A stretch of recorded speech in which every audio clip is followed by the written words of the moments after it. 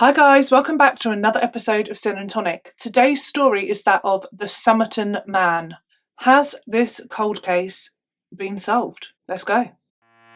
Sin and Tonic!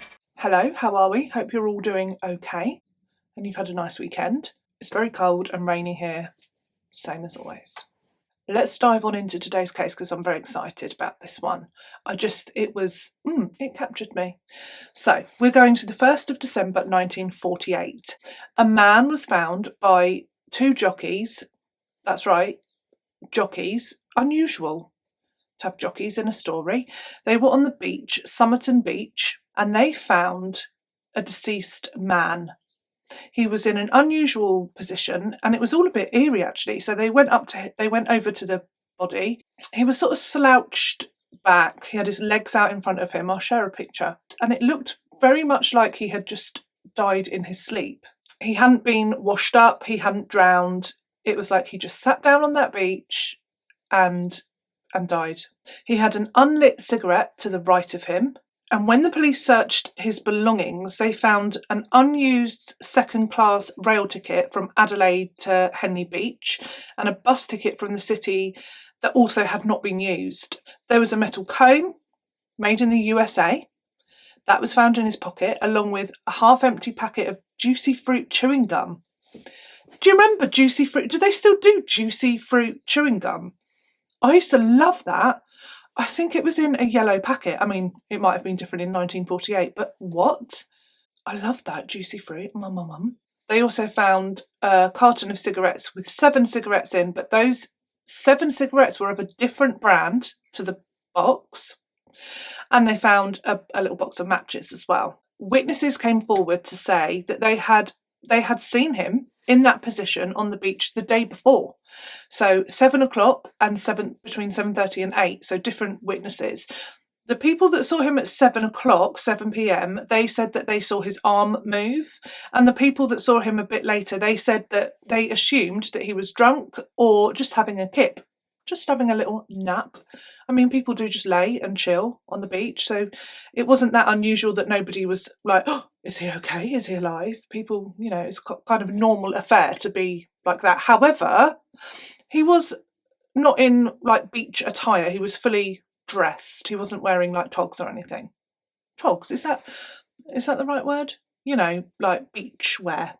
He was dressed in a white shirt, a red, white and blue tie, brown trousers, socks and shoes, and he also wore a brown knitted pullover sweatshirt with fashionable grey and brown double-breasted jacket, so he was quite dressed. He was clean shaven, but he didn't have a wallet, so he had no ID, so they could not ID this man. Weirdly, all of the labels on his clothing were removed. The autopsy showed that he was in really good physical health, other than being dead, you know what I mean. And it was found that he had really big sort of calf muscles, like you would find in a ballet dancer. It was determined that he had died at around 2 a.m. in the morning.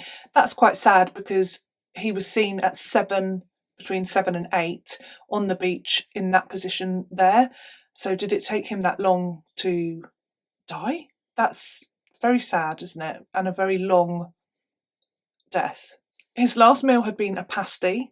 I find that must be such a grim part of the autopsy process. I know it's pretty grim, but going through stomach contents, not for me. Pasty as well. They tested for other substances, but they couldn't find any. However, his stomach was congested with blood, and everything about his death was highly indicative of it being a poisoning. So whether that was by his hand or somebody else's, they did not know. But this is what they thought had happened. He had ingested poison and that had killed him. On the 10th of December 1948, they embalmed his body because nobody had come forward. Nobody was claiming him. So they embalmed the body. A few weeks later, the 14th of January, somebody that worked at the railway station found an unclaimed or a lost brown suitcase. And this was reported to the police, wondering whether it could be in connection with this unidentified man that they'd found on the beach. The case became quite big, really, because people wanted to know and identify this person, this poor person that has died or been murdered. And they looked through this suitcase, and it had a number of things in it. A red checked dressing gown, a size 11 red felt pair of slippers, 4 pairs of underwear, pyjamas, shaving items, a brown pair of trousers. These had sand in the cuffs. They also found an electrician's screwdriver, a table knife that had been sharpened into a weapon-like instrument, a pair of scissors with sharpened points, a small piece of zinc that is thought to have been used to protect the knife or the scissors. There was also a stenciling brush, and interestingly, they came across a thread card of Barber brand orange waxed thread. Say that quick. This was not available in Australia. The thread had been previously used to repair the lining of a pocket in the trousers that Somerton Man was wearing when he died. So that then links this brown suitcase to the Somerton Man. This suitcase had some vital evidence. They found a name. They found the name T. Keane on a tie, on a wash bag, and on an undershirt. So T. Keane. There were also dry cleaning marks. I don't know a lot about the dry cleaning back in the day, but obviously they would have marked items with a number. So that was present on some items. I thought originally, when I was researching this case, the fact that labels had been taken out of his clothes, there was no labels in the suitcase, I was like, wow, what is this mystery? However, it was still being rationed. Things were still rationed after World War II, and most people would buy second-hand clothing, and therefore they would remove the labels. So it's not actually that bizarre. If you found somebody now, to be fair, lots of people have sensory issues, don't they, now, and they remove labels from clothing if it's going to irritate them. So, yeah. But I was thinking, whoa, what's this? Why? That's kind of wacky. Maybe a bit of something going on up here for someone to remove all the labels in the clothes, or was he murdered and this person has removed all the labels? When I read about the fact that they would buy second-hand clothing very often, it then became a bit of a moot point because it was very common. The police then looked for missing people called T. Keane because that's the only name they've got, and I just thought, well, that's who it is, Tim or Tom Keane or something like that. But then there was nobody reported missing in any English language country, although you've got to take that with a pinch of salt. We're talking about 1948. They haven't got the internet. They're not going to be able to speak. I just find that. Anyway, that was the end of that inquiry. They believed very strongly that he wasn't T. Keane. There was an inquest, and it was also interesting because there was no vomit at the place where he was found.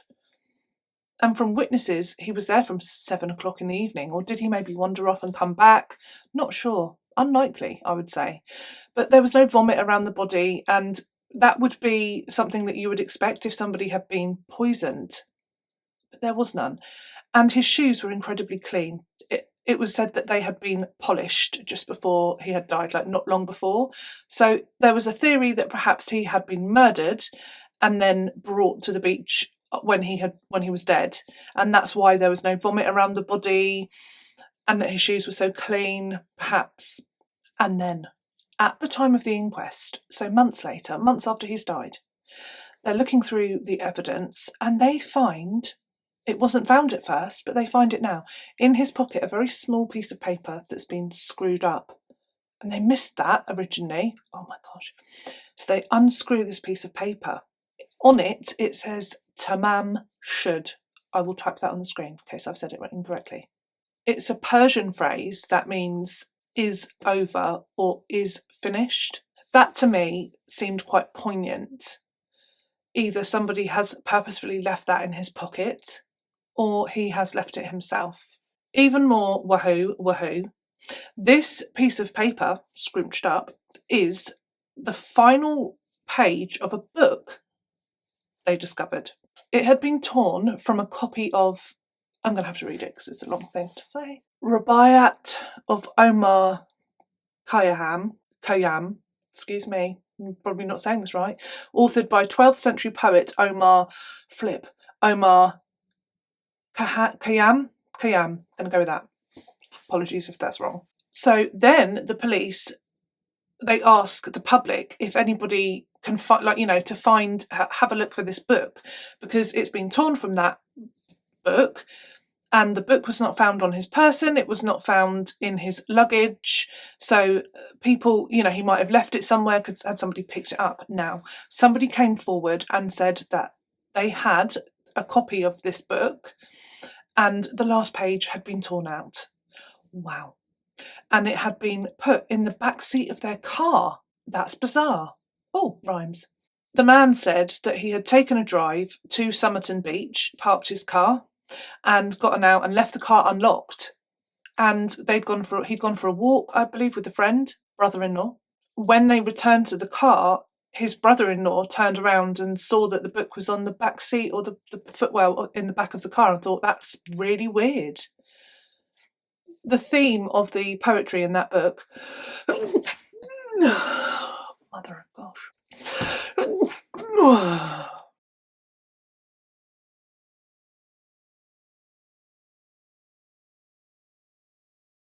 The theme of this book and the poetry in this book is that you should live life to the fullest and have no regrets when it's over. Due to the nature of this book, due to the writing on the back page that was found in the Somerton man's pocket, and due to the poisoning, police began to believe that he had in fact taken his life. But there is more weirdness, because on the back cover of the book there were indentations of letters. So somebody has used this book, lent on this book, and written something, and they were able to work out what those letters were. I'm going to share them on the screen because I don't want to read them all out, so I'll share them. Bizarre. No one has ever worked out what they are. People thought it was a code, and, well, people believed that he was a spy. He was some sort of spy, because this was all too weird. The way that he was found, the poisoning, the nature of just everything was a bit odd, and nobody could really put their finger on it. And the fact nobody had come forward to claim this man. So it was a common theory that he was a spy, and that these scrawlings on the back of this book were code, secret code. This is where it gets really spicy for me, because this is the part of the case that I'm like, what happened there? They also find a phone number written in this book. This book is just like, what is going on with this book? They find a phone number. It belongs to a nurse, and she lives less than a 5-minute walk away from the beach. Jessica Ellen Thompson. Jessica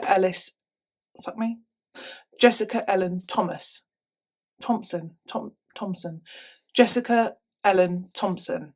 Locals had paid for a plot, and the Somerton man was buried, and his headstone said, like, this, this is the resting place of this unknown man, and he was laid to rest. However, before that happened, so he had been embalmed, but they had also taken a plaster cast of his face.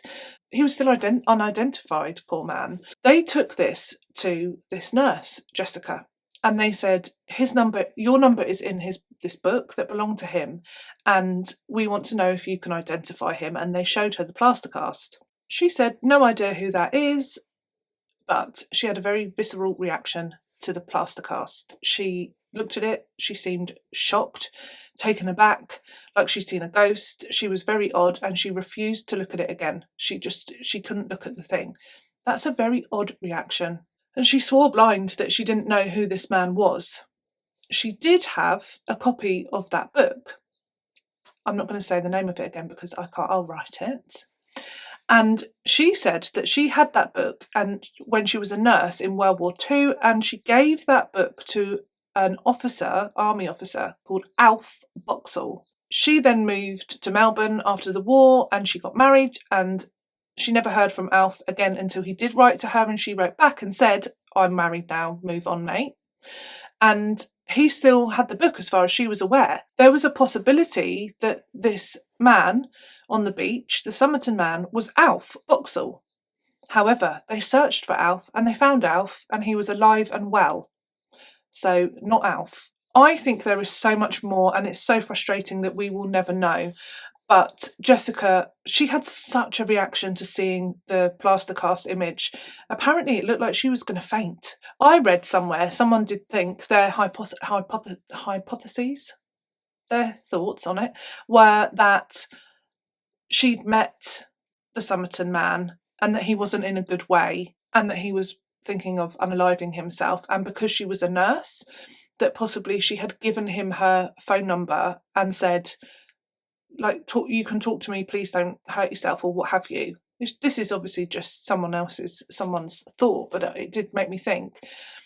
And that she then didn't speak up and say that she knew him because A, she was sad that he had obviously done what he said he was going to do, but also that she wouldn't want her husband to know that she had given him her phone number.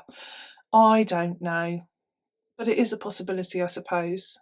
But is it a story that you would you take that to your grave? She died in 2007, and her daughter did an interview, and her daughter said that she strongly believes that her mother did know who he was, that she did know him. Were they having a relationship? I don't know, she was married, maybe that's the sort of thing you would take to your grave if she was having an affair with this man. I'm not sure. Maybe. I mean, you might, mightn't you? Yeah. And then in May 2021, the police exhumed the Somerton Man's body. That's a long time, isn't it? It's just such a case, this one. There were legal battles and things like that, but his body was exhumed. However, there is a researcher called Derek Abbott, and this case became his life's work. He and his team, they used 3 hairs from the Somerton Man that were on the plaster cast, that they made of him. And they were able to, at one point they had 4,000 relatives based on this DNA from these strands of hair. The police have already exhumed the body, but they are going really slowly. And there is still no official confirmation of who the Somerton Man is from the police. So lots of people are like, until there is, we're not going to blah, blah, blah. But when you hear Derek Abbott talk about this and the process that they took, there's a really good video on YouTube about it. It makes you think, okay. And he determined that the identity of the Somerton Man was somebody called Charles Webb. I believe he was born Karl Webb. And they found descendants of his. He was the only person, I think, when they narrowed down the DNA from his strands of hair, he was the only person that didn't have a date of death. Everybody else was accounted for in the family tree, but not him. Also his story. And it's a really sad story. So while lots of people speculated that the Somerton Man was a spy, a ballerina, because his toes, apparently, small toe and the big toe, were it suggested that he wore ballet shoes, like he was a ballerina, or tight sort of pointed shoes. And that remains a mystery because Charles Webb was not a ballerina and he was not a spy. In the lead up to him being found on Somerton Beach, just before that, his parents had passed away and a brother. So I'm thinking that the people that most likely would have reported him missing had passed away, and that's really sad in itself.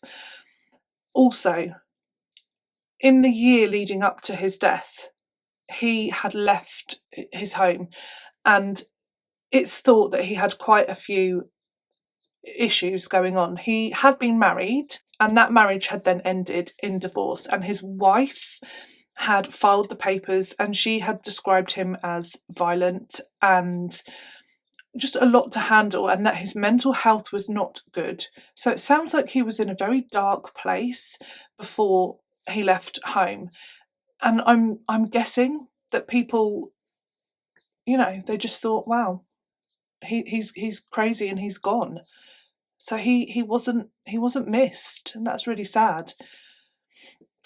It is thought that his ex-wife had then moved to South Australia, and that's why he was in that area. That's why he was at Somerton Beach, perhaps to go and look for her. I will link the video that I watched in the description box because it was really interesting, and it does make you think, okay, they were very diligent in their DNA findings, and it is suggested that the police are sort of holding back on confirming the identity because they were not the ones to originally find out who he was.